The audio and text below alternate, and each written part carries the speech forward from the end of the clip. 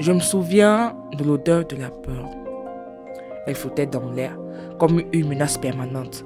Mon enfance a été marquée par les violences de mes parents. Leurs disputes, leurs cris, leurs pleurs ont été le fond sonore de mon enfance. Je me souviens de la première fois que j'ai vu mon père frapper sur ma mère. J'avais 6 ans. Je me cachais derrière le canapé, les yeux écarquillés de peur. Ma mère sanglotait. Mon père hurlait. Je ne comprenais pas ce qui se passait, mais je savais que c'était mal. Les disputes se sont multipliées au fil des ans.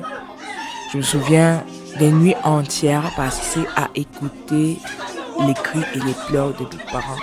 Ma mère essayait de me protéger, mais elle était souvent trop blessée pour pouvoir le faire. Mon père, lui, était souvent trop orgueilleux pour créer un climat de dialogue non centré sur sa personne.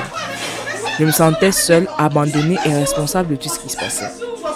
Je me souviens de la première fois que j'ai essayé de les séparer. J'avais 10 ans.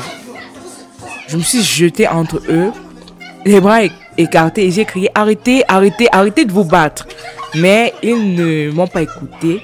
Ils ont continué à se battre et je me suis retrouvée au sol, les larmes aux yeux. C'est à ce moment-là que j'ai compris que je devais trouver un moyen de m'échapper. Je me suis mise à passer plus de temps à l'école, à me chercher des occupations pour être le plus loin possible, le plus éloigné possible de la maison et à chercher des moyens de m'évader de la réalité. Je me souviens, je me suis mise à rêver d'une vie meilleure, d'une vie sans violence, sans peur, sans larmes. Mais même aujourd'hui, des années plus tard, je sens encore les cicatrices de mon enfance. Je sens encore la peur, la colère, la tristesse. Mais je sais que je ne suis pas seule. J'avais 10 ans lorsque j'ai commencé à ressentir les effets de la stigmatisation à l'école. Mes camarades ne comprenaient pas ce que j'avais vécu. Ils ne comprenaient pas pourquoi j'étais souvent absente. Pourquoi j'étais toujours seule. Pourquoi j'avais des difficultés à concentrer mon attention en classe. Ils me regardaient avec des yeux de curiosité, des yeux de méfiance, de peur. Ils ne savaient pas comment me parler, comment me traiter. Ils me laissaient de côté. Ils m'excluaient des jeux, des activités, des conversations. Je me sentais seule, incomprise, rejetée. Je me sentais comme si j'étais une personne à part, une personne qui ne méritait pas d'être aimée, d'être acceptée en société. La stigmatisation a eu un effet direct sur mon rendement scolaire. Je ne pouvais pas me concentrer en classe, je ne pouvais pas suivre les cours, je ne pouvais pas faire mes devoirs, je me sentais trop anxieuse, trop stressée, trop seule. Mon comportement a également changé. Je me suis mise à être plus agressive, plus rebelle, plus isolée. Je ne voulais plus parler à personne. Je ne voulais plus jouer avec personne. Je ne voulais plus être avec personne. Je me sentais comme si j'étais en train de me perdre moi-même. Comme si j'étais en train de disparaître. Je ne savais pas comment m'en sortir. Je ne savais pas comment demander de l'aide. J'avais mon enseignante d'informatique. Elle faisait une fixation sur mes cheveux naturels parce que de nature, ils sont roux et très mous.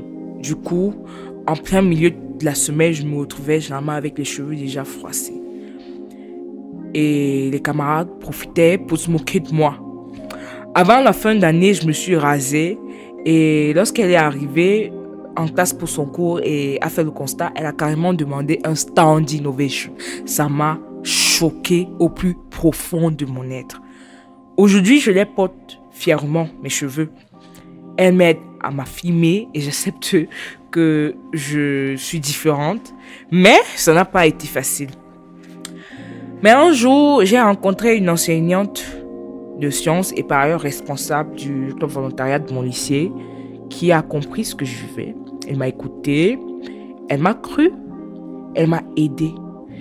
Elle m'a fait comprendre que je n'étais pas seule, que je n'étais pas coupable, que je méritais d'être aimée, d'être acceptée. Vraiment, merci madame. Grâce à elle, j'ai commencé à me reconstruire, à me rétablir. J'ai commencé à parler à nouveau, à jouer à nouveau, à être avec les autres. J'ai commencé à me retrouver moi-même, à retrouver ma confiance en moi. Je veux dire à tous ceux qui sont en train de vivre la stigmatisation que vous n'êtes pas seul, que vous n'êtes pas coupable, que vous méritez d'être aimé, d'être accepté et que vous pouvez demander de l'aide. Vous pouvez trouver des personnes qui vous comprendront, qui voudront vous aider et qui vous aideront à vous reconstruire. Merci madame encore une fois de plus. J'avais 15 ans lorsque cela s'est produit. C'était une nuit d'été humide. J'avais décidé de passer par un raccourci pour vite arriver à la maison. Je sortais d'une commission. J'aimais faire les commissions pour pouvoir être loin de la maison. Je me sentais en sécurité car je connaissais bien le quartier. Et selon moi, il était encore tôt. Genre peut-être vers 19h, un truc comme ça. 19h. Mais alors que je marchais, j'ai regardé 3 garçons me suivaient. Ils étaient plus âgés que moi, avec des visages durs et des yeux frustrants. Je me suis sentie effrayée, mais je n'ai pas voulu leur montrer que j'avais peur. Ils ont commencé à me harceler, à me faire des remarques déplacées, à me toucher. J'ai essayé de les éloigner, mais c'était trop fort. Ils m'ont poussé sur un mur et ont commencé à me tripoter. Je me souviens de la peur qui m'a envahi. Je me sentais complètement vulnérable, impuissante. Je pensais que j'allais être violée, que ma vie allait être détruite. Mais alors, l'un d'eux a essayé de baisser mon pantalon. J'ai trouvé la force de réagir. J'ai donné un coup de pied à l'un d'eux et j'ai réussi à me dégager. Je me suis mise à courir aussi vite que possible, sans regarder en arrière. Je me souviens de la sensation de soulagement que j'ai ressenti lorsque j'ai atteint la sécurité de notre maison. Je me souviens de la colère et de la honte que j'ai ressentie par la suite. Je me souviens de la peur qui m'a accompagnée pendant des semaines, des mois, des années. Mais je me souviens aussi de... Excusez-moi. Je me souviens aussi de la force que j'ai découverte en moi ce soir-là. La force de me défendre, de me protéger, de vouloir vivre, de la force de survivre.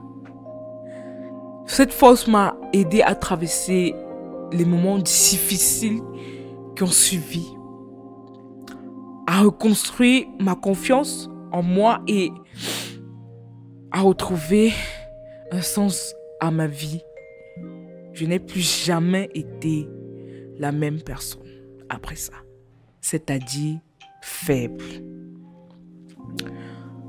Ayant intégré le club volontariat, je m'implique dans la gestion administrative et dans les activités. Notre objectif était de sensibiliser les élèves à l'école aux problèmes sociaux et à les encourager à mener des actions de responsabilité sociale. Nous nous réunissions régulièrement pour discuter des problèmes sociaux et pour planifier des actions concrètes de changement. Généralement, c'était 2 à 3 fois par semaine pendant les grandes pauses ou à la fin des cours, mercredi, parce que c'était une demi-journée. Notre premier projet a été de créer un programme de soutien pour les élèves qui vivaient des situations difficiles à la maison. Nous avons appelé le programme Youth Engagement.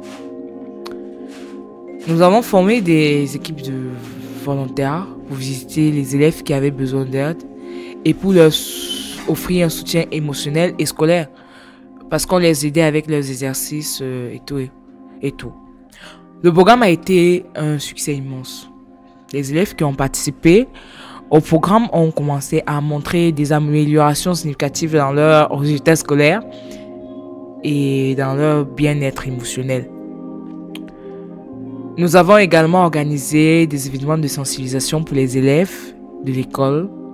Nous avons invité des orateurs pour parler des problèmes sociaux et nous avons organisé des débats pour encourager les élèves à réfléchir aux problèmes et à trouver des solutions.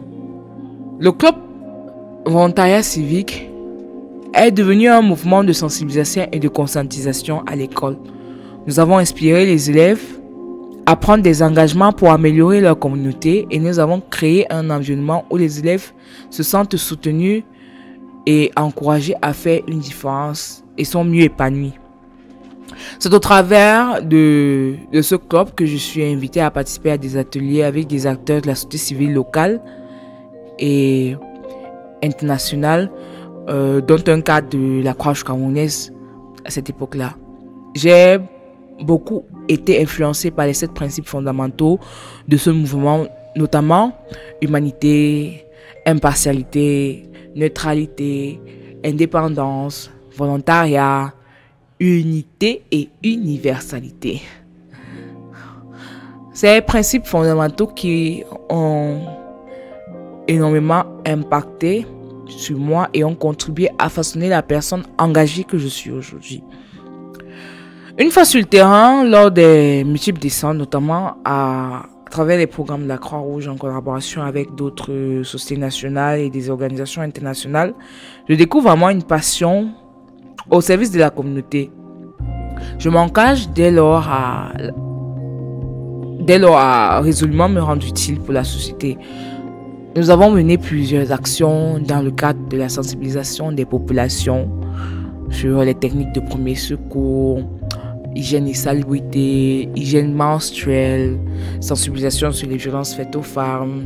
J'ai contribué à l'intégration sociale d'une multitude de familles issues des populations déplacées internes provenant des régions du nord-ouest et du sud-ouest de notre cher et beau pays, le Cameroun.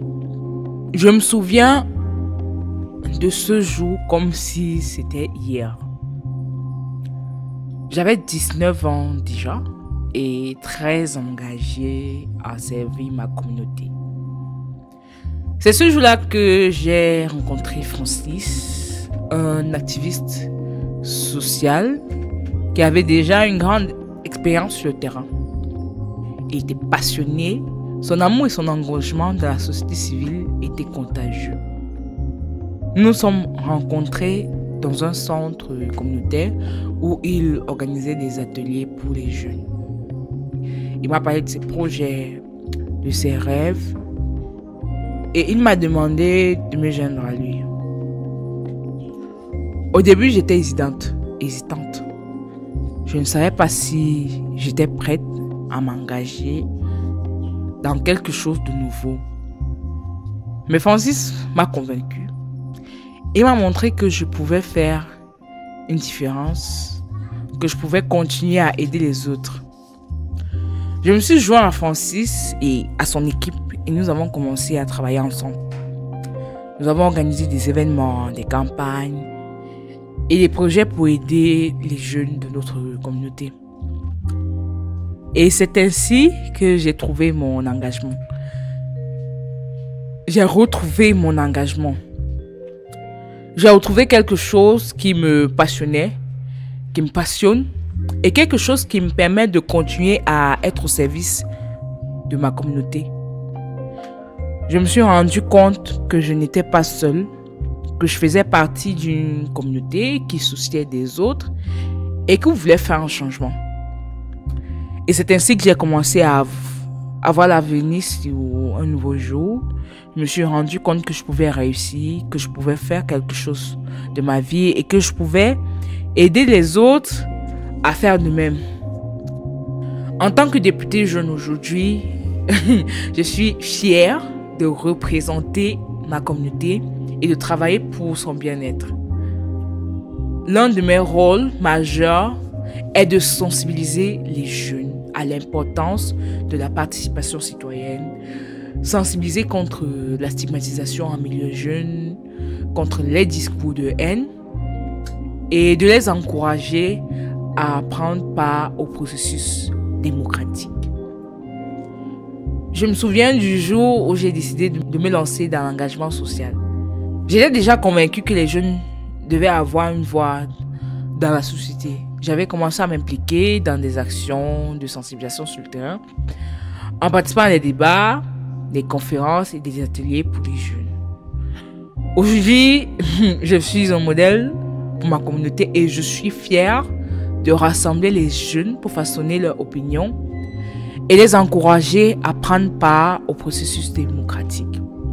Je crois que les jeunes ont le pouvoir de changer la société et je suis déterminée, de par mon modeste parcours bien sûr, à les aider à exercer ce pouvoir. Voilà pourquoi je prends part au processus électoral pour faire entendre ma voix. Je veux montrer aux jeunes que la participation citoyenne est importante et que nous devons tous prendre part à la construction de notre communauté. Je suis convaincue que les jeunes peuvent faire une différence et je suis prête à les aider dans ce sens.